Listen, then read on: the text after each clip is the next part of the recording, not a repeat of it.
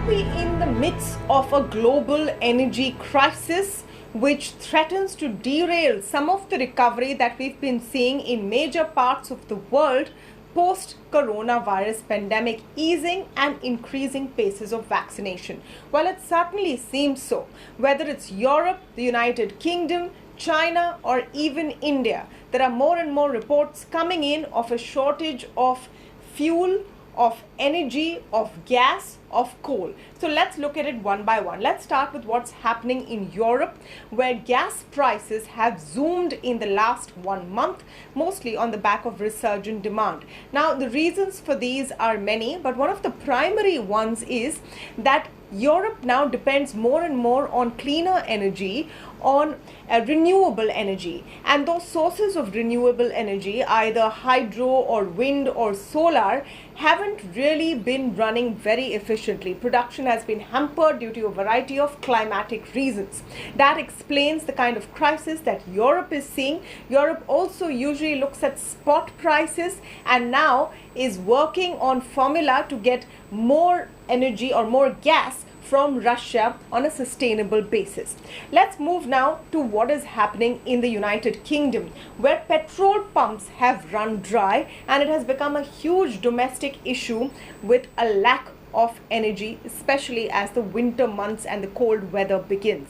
So now in the UK, part of the problem is because of Brexit, because of the new visa rules. They've simply run out of truck drivers to transport the fuel they need for their petrol pumps. So they're trying to work on this by issuing last minute permissions and orders to get more and more truck drivers in to transport that fuel. So the UK in part has this crisis because of a lack of manpower, and that is part of the supply block.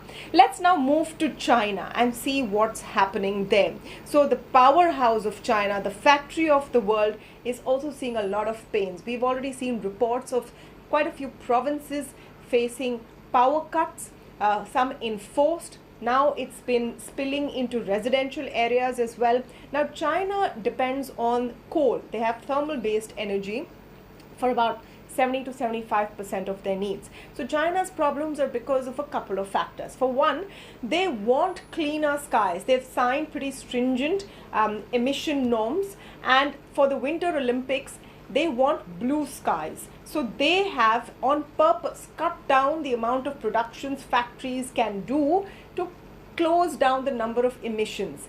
These power cuts are now rolling into the domestic sector as well, in part because international coal prices have shot up hugely, especially in countries like Indonesia, because of bad monsoons in Indonesia, which is not allowing them to produce more coal. So look at how it's all interconnected. Now from China, let's move to what is happening in India, where we may be staring at our own energy shortage. So now there have been several reports that a lot of the power plants in India have coal left for just about 4 days, some for between 4 to 10 days. So the stocks are definitely dwindling. Now as a result of this, there are reports that the government may prioritize where this coal goes to.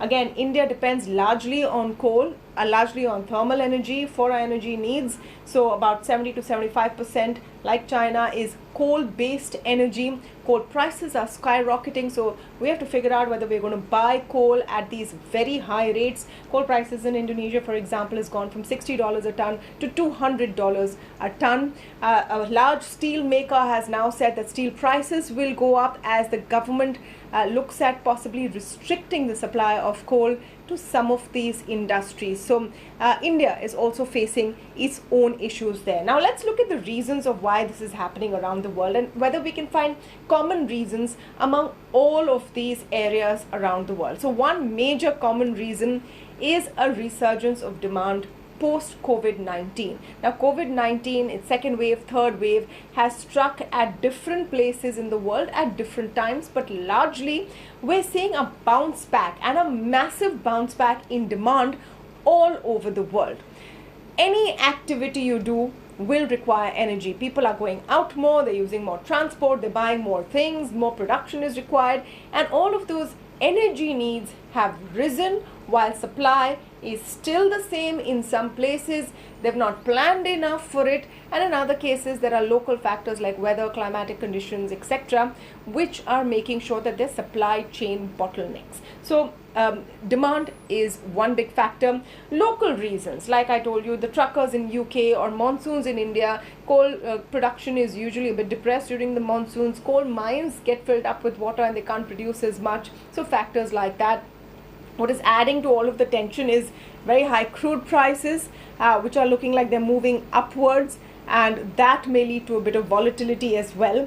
Another big factor which people are now beginning to question is the transition to renewable energy. Remember, a number of nations, especially in Europe, have already committed to using more and more renewable energy. And this is a true test of that transition, because when demand surges, is renewable energy efficient enough to match up to that demand? A lot of renewable energy depends on nature, whether it's wind, water, or the sun. All of those conditions aren't always conducive. The switchover becomes troublesome, difficult, and expensive at times. So these are some of the reasons why you're hearing a lot nowadays about a global energy crisis.